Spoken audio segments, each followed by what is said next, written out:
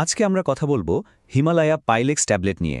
এর সম্পর্কে একটা জনপ্রিয় অনলাইন রিভিউতে যা যা বলা হয়েছে, চলুন সেটারই একটা ব্যবচ্ছেদ করা যাক। পাইলস বা অর্শ মানে খুবই সাধারণ একটা সমস্যা, কিন্তু ভীষণ কষ্টকর, তাই না? তো এর জন্য আয়ুর্বেদিক সমাধানগুলো কি আসলেই কাজ করে?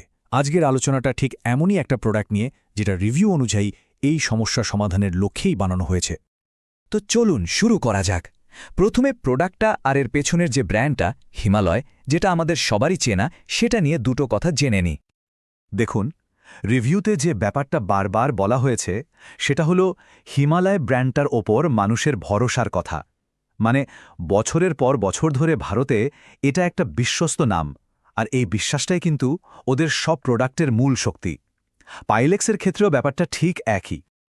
আচ্ছা, ব্র্যান্ডের কথা তো হলো। এখন সবচেয়ে জরুরি জায়গাটায় আসা যাক, এর ভেতরে কি আছে, মানে এর যে মূল উপাদানগুলো। কারণ যে কোনো আয়ুর্বেদিক প্রোডাক্টের আসল জাদুটা তো লুকিয়ে থাকে এর ভেষজ মিশ্রণের মধ্যেই। এই যে স্ক্রিনে একটা লিস্ট দেখা যাচ্ছে, লজ্জালু, দারু হরিদ্রা, আমলকি, শুধু তাই না, গুগ্গুল আর শিলাজিত আছে। মানে বেশ লম্বা একটা তালিকা। বোঝা যাচ্ছে এই শক্তিশালী কম্বিনেশনটাই এর কাজের পেছনের আসল কারণ। আচ্ছা, তাহলে একটু ডিটেলসে যাওয়া যাক, কি বলেন? তালিকার প্রথমেই আছে লজ্জালু, আমরা যেটাকে ছুঁইমুই গাছ বলে চিনি। এর মূল কাজটা হলো অ্যাস্ট্রেনজেন্ট। সহজ করে বললে এটা টিস্যুকে সংকুচিত করতে সাহায্য করে, আর এর ফলেই কিন্তু ক্ষত তাড়াতাড়ি শুকায় আর ব্লিডিং বন্ধ হতে সাহায্য হয়। লজ্জালুর পরে আসছে দারু হরিদ্রা। রিভিউ বলছে এটা কাজ করে একটা ন্যাচারাল ল্যাক্সিটিভের মতো। মানে ব্যাপারটা কি, এটা স্টুলের মধ্যে জলের পরিমাণ বাড়িয়ে দেয়, ফলে সেটা নরম হয়ে যায়, আর তার ফল মল ত্যাগ করাটা অনেক সহজ হয়ে যায়, কষ্টও কমে। তো আমরা আলাদা আলাদা করে কয়েকটা উপাদানের কথা জানলাম, কিন্তু প্রশ্নটা হলো এরা সবাই মিলে একসাথে ঠিক কি করে, কিভাবে কাজ করে পুরো সিস্টেমটা। চলুন এবার সেটাই একটু দেখে নেওয়া যাক। রিভিউ অনুযায়ী এর কাজের পদ্ধতিটা বেশ ইন্টারেস্টিং। মানে একটা 4 স্টেপ অ্যাপ্রোচ। স্টেপ 1, এটা রেকটাল পেইন বা মলদ্বারের ব্যথা কমায়। স্টেপ 2, মলত্যাগকে সহজ করে। স্টেপ 3, পুরো ডাইজেস্টিভ সিস্টেম বা হজম প্রক্রিয়াকে উন্নত করে। আর ফাইনালি স্টেপ 4, ক্ষত সারানোর যে প্রক্রিয়া সেটাকে অনেক ফাস্ট করে দেয়। রিভিউতে একটা লাইন কোট করা হয়েছে, এটা হজম ক্ষমতার উন্নতি ঘটায়, তাই কোষ্ঠকাঠিন্যের সমস্যা হয় না। এই জায়গাটা কিন্তু খুব জরুরি।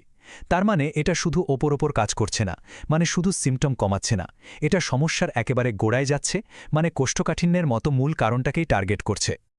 আচ্ছা, প্রোডাক্টটা কিভাবে কাজ করে সেটা তো বোঝা গেল, কিন্তু সবচেয়ে ভালো রেজাল্ট পেতে গেলে এটা ব্যবহার করতে হবে কিভাবে, এর সঠিক ডোজটাই বা কি? চলুন এবার সেই দিকটা দেখি। রিভিউতে একটা 2 ফেজ ডোজ প্ল্যানের কথা বলা আছে। প্রথম ফেজটা হলো ইনিশিয়াল ফেজ, মানে প্রথম 10 দিনের মতো। তখন সকালে 2টো আর সন্ধ্যায় 2টো ট্যাবলেট নিতে বলা হয়েছে। তারপর আসছে মেইনটেনেন্স ফেজ, তখন ডোজটা কমে যাবে, সকালে 1টা আর সন্ধ্যায় 1টা ট্যাবলেট। কিন্তু এখানে একটা খুব কমন প্রশ্ন উঠে আসে।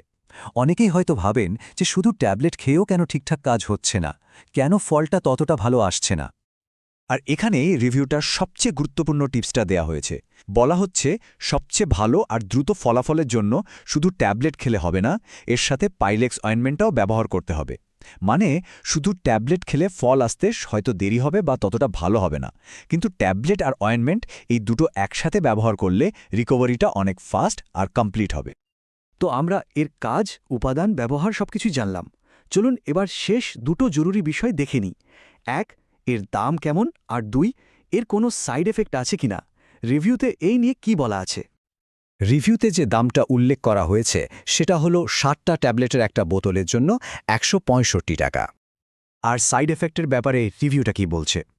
তাদের দাবি, যেহেতু এটা একটা আয়ুর্বেদিক প্রোডাক্ট, তাই এর সেরকম কোনো সাইড এফেক্ট চোখে পড়ে না, মানে এটা ব্যবহারের জন্য বেশ নিরাপদ।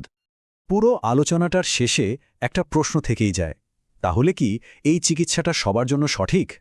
দেখুন, এই আলোচনায় আমরা একটা অনলাইন রিভিউ থেকে পাওয়া তথ্যের ওপর ভিত্তি করে কথা বললাম, কিন্তু একটা কথা সবসময় মনে রাখতে হবে, যে কোনো ওষুধ বা চিকিৎসা শুরু করার আগে